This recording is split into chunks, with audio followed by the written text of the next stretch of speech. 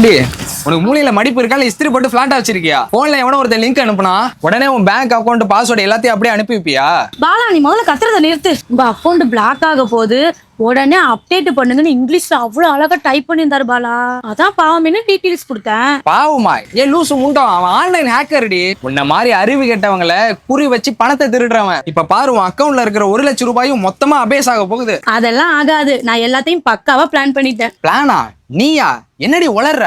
இன்னும் கொஞ்ச நேரத்துல உன் போனுக்கு ஒரு அக்கௌண்ட் டெபிட்னு மெசேஜ் வர போகுது. அட வராது, ஏன்னா அந்த மெசேஜ் வந்தோடனே என் ஆள் மனசுக்கு ஒரு லேசா ஒரு சந்தேகம் வந்துச்சு. அதான் அந்த லிங்கை கிளிக் பண்றதுக்கு 1 நிமிஷத்துக்கு முன்னாடி என் அக்கௌண்ட்ல இருந்த 1 லட்சம் ரூபாய கூகுள் பே வழியா சேஃபா உன் அக்கௌண்ட்டுக்கு அனுப்பிட்டேன். என்னது? முழு காசையும் என் அக்கௌண்ட்டுக்கு அனுப்பிட்டியா? ஆமா பாலா, இப்ப என் அக்கௌண்ட்ல வெறும் 0 காசு தான் இருக்கு. அவன் பாஸ்வேர்டு போட்டு உள்ள போய் பார்த்தா ஒண்ணுமே இருக்காது. செம பல்பு வாங்குவான். அடேங்கப்பா, உன்னை முட்டாள்னு நினைச்சேன். நீ நிஜமாவே பிரில்லியன்ட். சரியான நேரத்துல நல்ல முடிவு எடுத்து பணத்தை காப்பாத்திட்ட. Good good.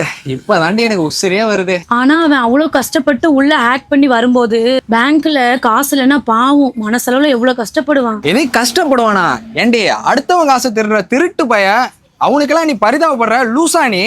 இல்ல பாலா, அவனும் ஏதோ குடும்பத்துக்காக தானே திருடுறான். அவனுக்கு ஏதாவது ஒரு பிரச்சனை இருக்கும்ல.